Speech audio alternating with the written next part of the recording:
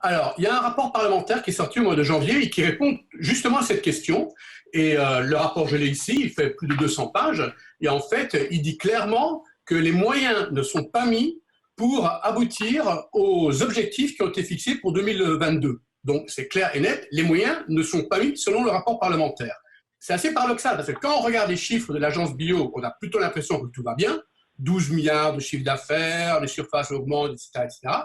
Mais comme toujours, le détail, le diable est dans le détail. Et quand on regarde la réalité du bio, ce qu'on voit surtout, c'est une augmentation des importations, non seulement en pourcentage, mais également en volume. Donc pour l'instant, toute la politique de l'agriculture biologique favorise les importations et donc fragilise notre balance commerciale.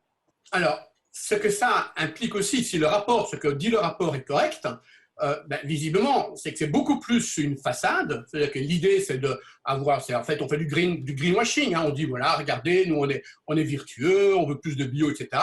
Mais on ne s'en donne pas les moyens.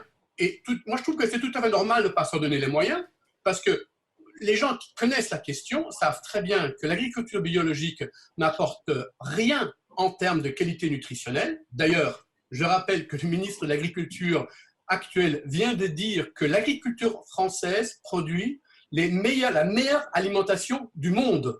Or, la meilleure alimentation du monde est produite par 96% de surface en conventionnel.